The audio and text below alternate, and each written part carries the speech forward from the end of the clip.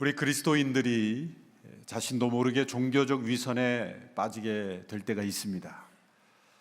물론 겉과 속이 다른 그런 자신도 아는 위선이 있지만 신앙생활을 열심히 하고 있지만 빠지게 되는 그런 종교적 위선이 있습니다. 그런 종교적 위선에 빠지게 되면 두 가지 증상이 나타납니다. 첫 번째는 그냥 지나쳐도 좋은 사소한 문제에 대해서 그 문제를 너무나 중요하게 생각하고 또 정반대로 너무나 중요한 문제는 사소하게 지나치게 된다는 것이죠. 주객이 전도되게 되는 것입니다. 두 번째는 자기가 중요하게 생각하는 몇 가지 신앙의 규칙에 대해서는 지나치게 집착하지만 그 외에 다른 많은 신앙의 중요한 하나님의 말씀 또 신앙의 규칙들에 대해서는 별로 중요하게 생각하지 않게 되는 것입니다. 예수님 당시에 바리새인들에게서 나타난 모습이 바로 이런 모습들이었습니다. 그들은 신앙에 하나님께 주신 많은 말씀들 가운데 이 안식일의 규칙 가운데에는 지나치게 집착할 정도로 그들이 집중했지만 그 외에 하나님의 풍성한 다른 말씀들에 대해서는 별로 관심을 기울이지 않았습니다. 뿐만 아니라 그들이 세워놓은 그런 규칙들에 대해서는 집착했지만 정말 하나님께서 왜 그 말씀을 주셨는가, 그 의도와 하나님의 목적에 대해서는 무관심하게 된 것입니다. 이러한 현상에 빠지게 되는 원인은 무엇일까요? 그래서 우리의 신앙생활에 있어서 끊임없이 던져야 되는 질문은 왜? 라는 질문입니다. 하나님께서 왜 이 말씀을 주셨는가? 내가 왜 이러한 신앙의 생활을 해야 되는가? 왜라는 질문을 던지지 않고 어떻게 행할 것인가? 어떻게라는 질문, 어떻게 실천할 것인가? 그것이 중요하지만 어떻게다라는 질문이 왜라는 질문보다 더 중요하게 될 때 우리는 하나님의 목적과 의도를 잃어버리게 되고 그리고 사소하고 또 지엽적인 그런 문제에 오히려 집착하는 그런 신앙생활이 될 수가 있다는 것입니다. 오늘 본문의 안식일에 나타난 이 두 개의 사건, 이 두 개의 안식일에 나타난 이 사건을 통해서 종교적 위선 속에 갇혀버린 이 바리새인들과 그리고 진리를 전하고 행하시는 예수님의 모습이 너무나 뚜렷하게 대조되고 있습니다. 이 안식일에 관한 율법은 십계명의 제4계명이죠. 안식일을 거룩하게 지키라. 그래서 유대의 모든 절기가 다 안식일을 중심으로 이루어져 있고 그리고 모든 제도의 밑바탕이 되는 것입니다. 바리새인들은 안식일을 어떻게 지킬 것인가 연구했습니다. 그래서 해야 할 일과 하지 말아야 할 일을 만들어서 안식일에 관한 규례를 만들어 지켰습니다. 문제는 여기서 시작이 되는 것입니다. 그들은 안식일을 거룩히 지키기 위해서 어떻게 할 것인가를 연구했습니다. 그것 자체는 나쁜 것이 아닙니다. 그런데 어떻게 지킬 것인가를 연구했지만 왜 지켜야 하는가? 왜 하나님께서 안식의 제도를 만드셨는가? 왜라는 질문을 깊이 던지지 않고 어떻게라는 질문만 계속 던지게 되면 결국은 왜 하는지 모르고 일어나는 일들만 가득하게 되는 것입니다. 어떻게라는 질문은 왜라는 질문에 언제나 아래에 있고 종속되어야 하는 것입니다. 그렇지 않으면 본래 목적과 상관없는 엉뚱한 일들, 또 하지 않아도 되는 일들, 심지어 해서는 안 되는 일들까지도 계속해서 하게 되는 것이죠. 우리의 신앙생활 가운데 신앙생활을 어떻게 할 것인가에 대한 많은 질문들, 또 교회 안의 규칙들 있습니다. 그러나 왜라는 질문에 대답하지 못하는 것이 있다면 그것은 변화되어야 하는 것입니다. 어떻게라는 것을 생각해서 열심히 지키고 있는데 어느 한순간에 내가 왜 이것을 해야 하고 있는지 라는 질문에 대답하지 못하고 있을 때는 우리가 종교적 위선에 빠져 있을 가능성이 높다는 것이죠. 너무나 사소한 것을 중요하게 여기고 중요한 것은 사소하게 여겨버리고 자신이 옳다고 믿는 몇 가지의 규칙에만 집착하고 전체를 보지 못하는 그러한 편견과 편협에 빠지게 될 위험성이 많게 된다는 것이죠. 유대인들의 모습이 그랬고 바리새인들의 모습이 그랬습니다. 그리고 오늘 이 시대에 우리 신앙생활 안에 21세기의 바리새주의가 숨어 있다는 것을 우리는 인정해야 하는 것입니다. 유대인들 바리새인들이 만든 미시나라고 하는 그 규정집을 보면 안식일에 하지 말아야 할 39개의 금지 목록을 만들었습니다. 안식일을 거룩히 지키라, 이 말씀을 보면 이건 적극적이고 긍정적인 건 아닙니까? 거룩히 지키라, 이것은 아주 긍정적이고 적극적인 겁니다. 근데 그들은 소극적이고 부정적으로 하지 말아야 될 것이 무엇인가를 그들은 지켰죠. 그 39개의 그 목록들을 보면 이들은 일의 기준이 뭔가, 일을 하지 않아야 하는데 하지 말아야 될 일들이 무엇인가라는 그 기준에 근거해서 몇 가지를 소개하면 이 정도입니다. 상처에 바를 정도의 꿀, 또 물통에 손잡이를 만들 수 있는 길이의 로프, 그런 것들을 옮기는 것들이 다 일이다. 그래서 이러한 규칙을 얼마나 잘 지키는가에 따라서 더 거룩한 바리새인인가 아닌가를 평가하게 되는 것입니다. 그래서 사람을 살리는 안식일이 아니라, 거룩히 지키는 안식일이 아니라 사람에게 짐을 지우고 오히려 하나님과 멀어지게 되는, 사람을 얽어매고 죽이는 안식일 제도가 되어갔던 것입니다.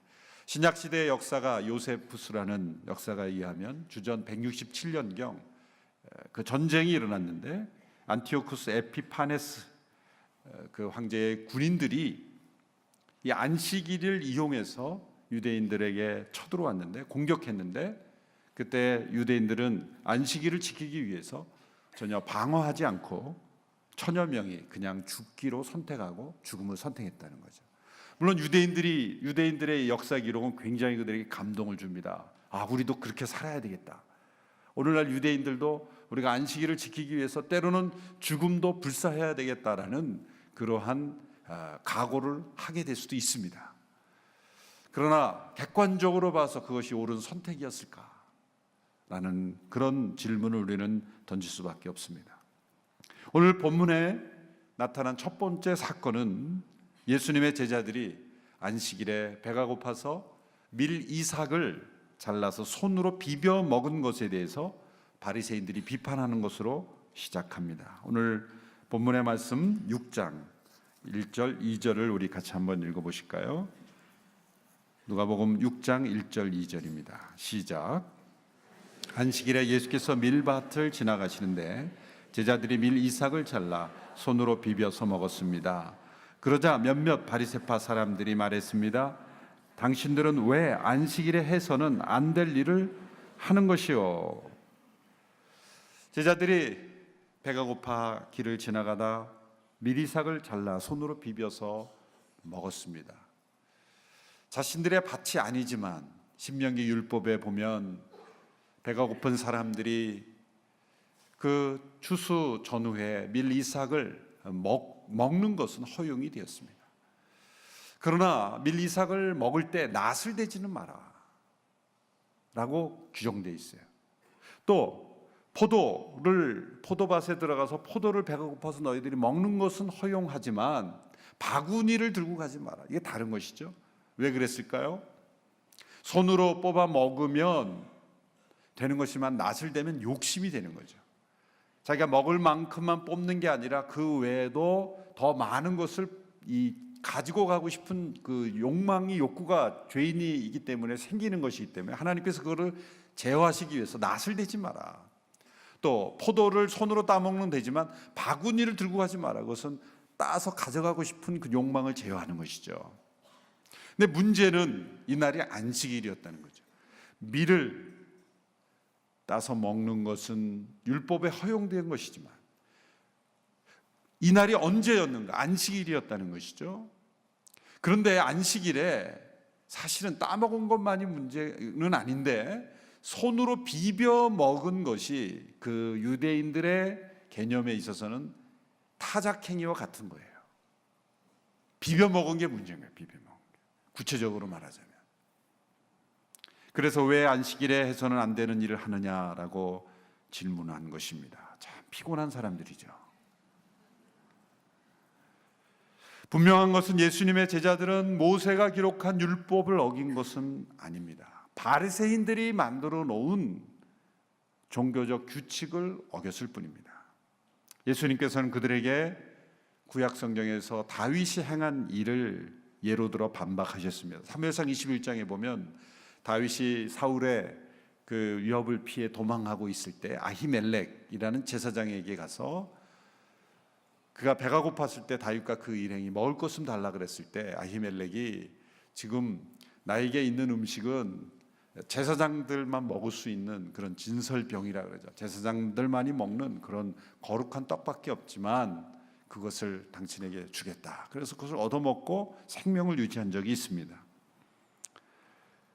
다윗이 그렇게 제사장들만이 먹도록 규정된 그 떡을 먹지 아니하였느냐라는 거죠. 아마 바리새인들은 깜짝 놀랐을 거예요. 그들은 그 이야기를 가지고 한 번도 그 이야기가 자신들의 모순을 지적하는 이야기가 되리라고는 생각하지 않았기 때문입니다. 예수님의 말씀은 다윗이 그 제사장들만이 먹도록 규정되어 있지만 하나님께서는 다윗을 벌하지 않았고 아히멜렉을 벌하지 않았어요. 벌한 것은 이 사울 왕이 다윗을 도와주었다라는 이유로 아히멜렉을 힘들게 했지만 하나님께서 그 문제에 대해서 그것이 잘못되었다라는 지적이 없었지 않았느냐. 하나님의 규정은 사람을 죽이는 규정이 아니라 사람을 살리는 규정이다.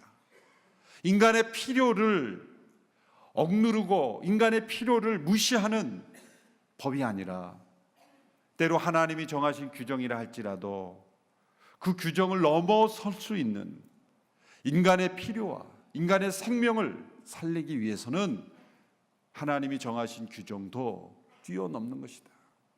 어떠한 종교적 규칙이라 할지라도 인간의 기본적인 필요를 억압하고 그리고 착취하고 그리고 그 필요를 무시하고 외면하는 종교적 규칙은 하나님의 뜻이 아니다 라는 것을 예수님께서는 말씀하고 계신 것입니다. 오늘날 일어나고 있는 가장 심각한 갈등, 이 세상에 일어나고 있는 분쟁 지역을 들어가 보면 궁극적으로는 종교 분쟁입니다. 이념 분쟁입니다. 민족 간의 갈등, 민족적인 어떤 전쟁, 극단적인 테러주의자들 이면에 보면 잘못된 종교적 이념을 가지고 있는 것입니다. 그래서 종교적 위선이 얼마나 무서운가. 그 종교로 사람을 차별하고 억압하고 그리고 가난하고 착취하는 그러한 역할을 하고 있습니다. 버려도 되는 전통 그리고 지키지도 않아도 되는 종교적 규칙 때문에 지금도 수많은 사람들이 가난과 착취에 억눌려 있습니다.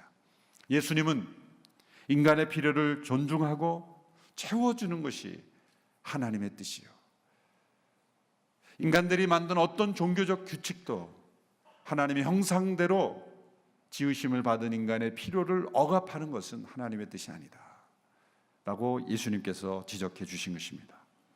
오늘 본문에 나타난 두 번째 사건이 또 다른 안식일에 나타납니다.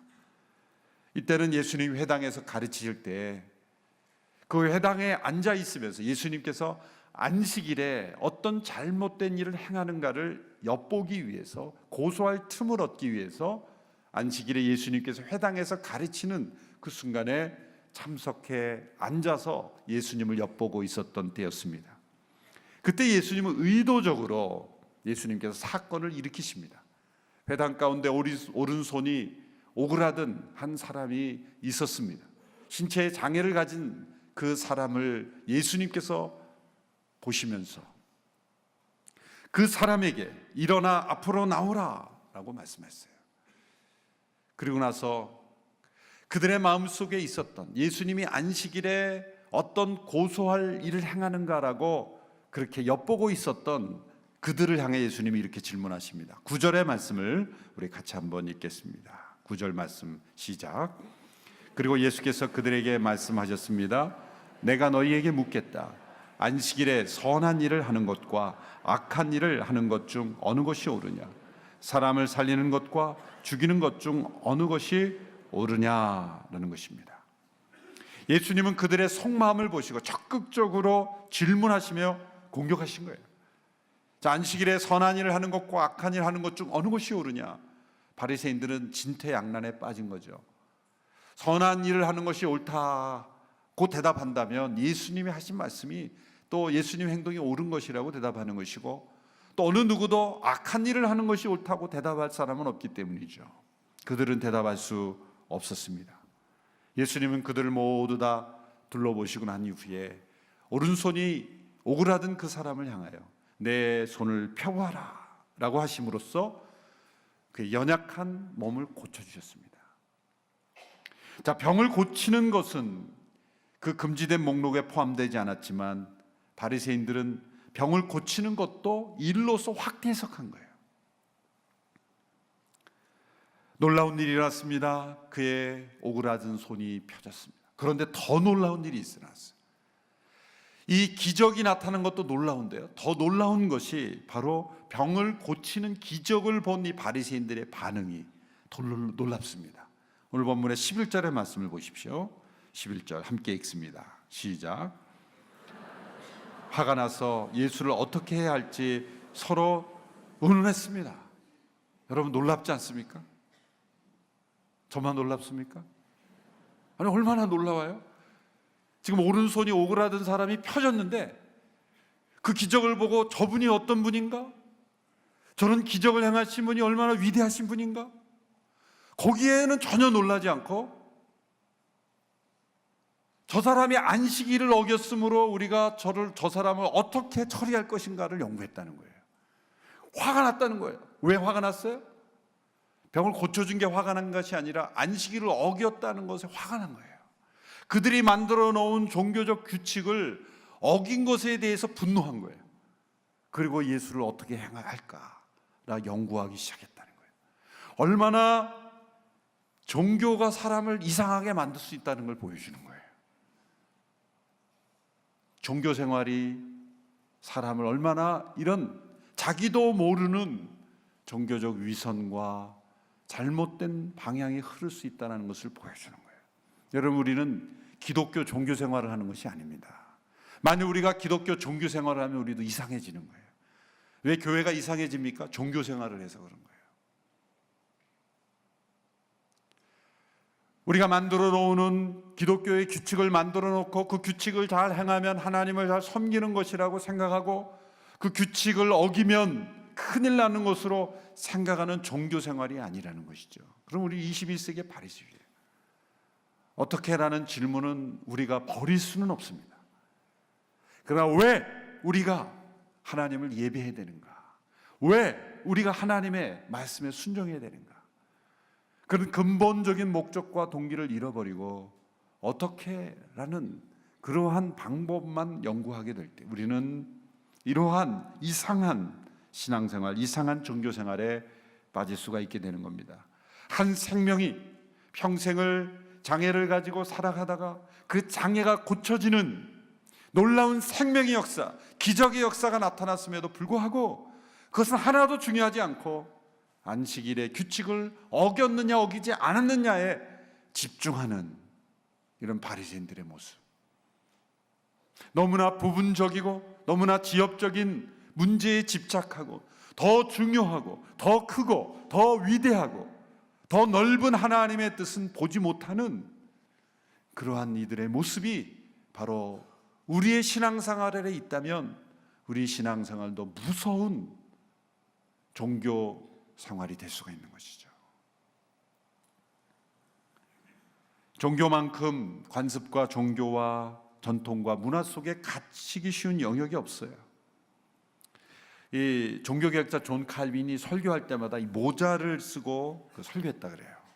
그가 모자를 쓴 이유는 다른 이유가 아니라 건강이 일단 좋지 않았고 이 건물에 외풍이 심했고 또 건물 안에도 비둘기들이 돌아다녔다 그래요. 그래서 비둘기가 배설물들을 떨어뜨릴까봐 그걸 막기 위해서 모자를 썼는데 이 존 칼빈을 아주 신앙하는 정말 예수님 다음으로 신앙하는 그 칼빈주의자들이 항상 이 모자를 쓰고 설교를 했다는 거죠. 모자를 쓰면 설교가 능력이 있어질까봐 그런지 모르지만은 이상한 거예요. 한때 세워진 전통은, 그런 말이 있어요. 전통은 고인이 된 사람들의 살아있는 믿음이다. 그들의 살아있는 믿음 때문에 세워진 귀한 전통이 있어요. 그런데 전통주의자가 되면 그것은 뭐예요? 현재 살아있는 사람들의 죽은 믿음이 되는 거예요. 그분들의 살아있는 믿음은 없으면서 형식과 외형만 남은 죽은 믿음이 될 수 있다는 것이죠. 예수님은 참된 신앙이 무엇인가를 설명합니다. 사람을 살리고 선을 행하는 것이냐, 아니면 죽이는 것이냐, 그리고 악한 일을 행하는 것이냐. 너무나 분명한 것이죠. 예수님은 율법의 본질을 이해하고 계셨습니다. 왜 하나님이 율법을 주셨는가? 사람을 죽이기 위한 것이 아니라 살리는 것이다. 하나님을 사랑하고 이웃을 사랑하는 것이다. 로마서 12장 9절에서 10절에 사랑은 율법의 완성이라는 말씀은 왜 그렇습니까? 우리가 구약에 나타난 모든 율법을 100% 지키면 어떤 사람이 됩니까? 하나님을 사랑하고 다른 사람을 사랑하는 인간이 되는 거예요. 그러한 사람을 만들기 위해서 규칙을 주셨어요. 그는 그 시대의 문화, 그 시대의 상황에서 주신 율법이에요. 그런데 하나님을 사랑하고 다른 사람을 사랑하는 그 목적, 율법의 정신, 그 왜라는 질문은 잃어버리고 그 규칙을 어떻게 행할 것인가에 집중하다 보니까 사랑을 잃어버린 거예요. 손이 오그라든 사람이 펴졌는데도 그것이 기쁘지 않은 거예요. 그러나 우리가 종교적 규칙은 알지 못한다 할지라도 유대인들로 태어나지 않아서 이제 이방인으로, 유대인의 관점에서 보면 이방인으로 태어나서 하나님이 유대인들에게 주셨던 종교적 규칙은 잘 모르지만 레위기의 율법, 신명기에 나타난 구체적인 그 사회의 율법은 전혀 모르고 지키지 않을지라도 성령 안에서 우리가 하나님을 사랑하고 그리고 다른 영혼을 깊이 사랑하면 모든 율법을 다 우리는 이루고 있는 것입니다. 왜? 율법의 목적이 그것이기 때문에. 그러면 구체적인 어떤 종교적 규칙을 우리가 지키지 않더라도, 안식일에 관한 유대인이 만든 규칙을 지키지 않을지라도 하나님을 사랑하고 인간을 사랑하는 사람의 인생을 살면 모든 율법을 다 이룬 인생을 살고 있게 된다는 것이죠. 예수님은 제자들과 함께 안식일에 미리삭을 따서 손으로 비벼 먹은 일, 그리고 회당에서 손이 오그라든 사람을 고쳐주신 일을 정당하다라고 말씀하시면서 거기서 또 한 단계 나가서 그렇게 할 수 있는 근거를 이렇게 설명하셨어요. 그것은 예수님께서 안식일의 주인이시기 때문이다. 인자는 안식일의 주인이다. 누가복음 6장 5절의 말씀 우리 같이 한번 읽어볼까요? 시작. 그러고 나서 예수께서 바리새파 사람들에게 말씀하셨습니다. 인자는 안식일의 주인이다. 여기서 인자는 예수 그리스도를 의미하는 것이죠. 자, 안식일의 주인이라는 것은 안식일을 제정하신 분위기에 그 규례에 해당되지 않는 권위를 가지신 하나님이라고 주장하시는 거예요. 그 증거로 안식일에 회당에서 병을 고쳐주신 거죠. 요한복음 5장에도 보면 예수님께서 38년 된 병자를 베데스다 연못가에서 고쳐주시는 사건이 나옵니다. 여러분, 병이 38년 되었다는 것은 어떤 의미가 있을까요?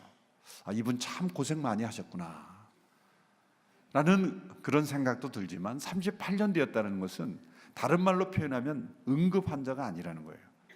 그러니까 하루 이틀 더 두어도 이분은 돌아가실 분이 아니에요. 사실은 38년 동안이나 그 병이 지속되었거든요. 만성병이죠. 그러니까 하루 이틀 더 두어도 돌아가실 분이 아니라는 거예요. 안식일에 병을 고칠 수 있는 것은 응급 환자일 때만, 아기가 나온다든지 또 돌아가시기 직전에 응급 환자는 고칠 수 있도록 바리새인들이 해놓았어요, 사실. 그렇기 때문에 38년 되었다는 것은 응급 환자가 아니에요. 그런데 예수님께서는 베데스다 연못가에서 그 사람은 낫고자 하는 그런 마음도 없었어요. 그 사람이 찾아와 내가 낫고자 하느냐? 그런 질문을 던지시고 나서 내 자리를 들고 걸어가라 말씀하셨어요. 그 병을 고쳐주셨어요. 그런데 여기서 문제가 된 사건이 뭐냐면 예수님께서 이 사람에게 내가 누워있던 자리, 매트를 들고 걸어가라 한 거예요. 거기서도 더 놀라운 일이 일어나요. 바리새인들이 그 광경을 보고 비판하고 문제를 삼기 시작했습니다. 그건 뭐냐면 왜 내가 안식일인데 자리를 들고 걸어가냐 이거예요. 너무나 이상한 사람들이죠. 38년 된 병자가 일어났는데 그 놀라운 사건을 보고도 놀라지 않고 그들은 그렇게 놀랬던 건 너가 지금 안식일인데 이거 들고 가도 더 걸어가도 되는 거니? 그런 거예요. 근데 이 사람이 모릅니다. 저는 저를 고쳐주님이 들고 걸어가라 그랬길래 걸어갈 것 뿐입니다. 그 사람들이 질문하면 누가 너더러 이거 들고 걸어가라 그랬느냐. 그 질문이 논쟁이 일어난 거예요. 이 요한복음 전체에 나타난 논쟁이. 자, 예수님께서 왜 이 병을 고쳐주신 사람에게 너가 누워있던 38년 동안 누워있던 그 자리를 두고 걸어가라 그랬을까요? 저 같았으면 제가 그 병을 고쳐줬으면 너가 그렇게 38년도 누워있던 지긋지긋한 매트를 불에 태워버려라. 멋있게 세레모니를 하는 거예요. 그랬을 텐데 왜 이 쓰레기 환경 보호하자는 곳 들어가라는 겁니까 지금? 지저분하지 않게 너가 누워있던 거 다 청소해서 가져가라 그런 뜻일까요? 아니에요. 이거는 의도적으로 예수님이 일을 시킨 거예요. 문제를 일으킨 거예요. 예수님께서 그냥 병만 고쳐주셨으면 이 사람들이 뭐 흠잡을 게 없어요. 근데 자리 들고 걸어가라 그러니까 문제가 된 거예요. 사람들이 관심을 가리키고 그거를 이슈로 삼은 거예요. 사람들이 왜 안식일을 어기냐라고 했을 때 예수님께서 이렇게 말씀하셨어요. 요한복음 5장 16절에서 18절의 말씀을 우리 같이 한번 읽어보겠습니다. 시작. 예수께서 안식일에 이런 일을 행하셨기 때문에 유대 사람들은 예수를 핍박했습니다. 예수께서 그들에게 말씀하셨습니다. 아버지께서 지금까지 일하고 계시니 나도 일한다. 유대 사람들은 이 말 때문에 더욱더 예수를 죽이려고 애썼습니다. 예수께서 안식일을 어길 뿐만 아니라 하나님을 자기 아버지라 부르며 자기를 하나님과 동등하게 여겼기 때문입니다. 그러면 예수님은 안식일 규례를 의도적으로 깨트리심으로써 예수님이 누구신가를 가르쳐 주시기를 원하셨다는 거예요. 예수님은 안식일 규례에 해당되지 않는 그러한 하나님이시라는 거예요. 그래서 바리새인들이 예수님을 죽이려고 했던 거예요. 안식일 규례를 어긴 것만이 문제가 아니라 예수님은 그 안식일 자체에도 해당되지 않는 분이다라는 거예요. 왜? 하나님은 안식일에도 일하시잖아요. 여러분, 안식일은 사람을 위해서 만드신 제도지 하나님이 쉬셔야 되기 때문에 만드신 게 아니에요. 안식일에는 성경 여러 가지 종류예요. 창조일 때 창조를 기뻐하시고 창조를 즐거워하신 그 하나님의 그 안식이 나오고, 인간이 지켜야 될 십계명에 주신 안식일의 규례가 나오는 거예요. 예수님은 십계명에 주신 그 안식일 제도를 지켜야 될 존재가 아니다. 나는 하나님은 안식일에도 생명을 주시잖아요. 안식일이라 그래서 사람이 안 태어나는 게 아니죠. 안식일에 사람이 태어나고 사람이 죽는다는 것은 하나님이 일하신다는 거예요. 안식일에도 태양은 뜨고 우주는 돌아가요. 하나님은 일하시고 계신 거예요. 그러므로 하나님이 일하시는, 하나님이 안식일 제도에 해당되지 않고 나도 안식일 제도에 해당되지 않는 존재다. 그러므로 나는 하나님이다. 예수님께서 자신의 권위를 주장하신 거죠. 그래서 유대인들은 예수님을 죽이려고 그들은 계획을 짜고 핍박하기 시작했던 것입니다. 예수님이 만일 바리새인들이 만들어 놓은 그 안식일 규례를 의식하고 그날을 피해서 병을 고쳐주시거나 그날을 피해서 어떤 행동을 하셨다는 건 권위의 문제가 있는 거예요. 예수님 안식일 규례를 깨트리실 수밖에 없는 거예요. 지난주에 우리가 살펴본 대로 새 포도주는 새 부대에, 새 포도주가 옛 가죽 부대에 담게 되면 터져버리는 거예요. 안식일 규례라는 옛 가죽 부대는 터져버릴 수밖에 없는 겁니다. 그러므로 예수님은 의도적으로 안식일 규례를 어기셨던 거예요. 그러므로 예수님이 누구신가? 그들이 얼마나 잘못된 종교적 위선에 빠져 있는가를 가르쳐 주고 계셨던 것입니다. 인자는 안식일의 주인이니라. 여러분, 하나님께서 안식일을 제정하신 이유가 뭡니까? 주인이 누구인가를 알게 하시기 위해서요. 오늘 이 시간 우리가 하나님 앞에 예배하는 이유는 뭡니까?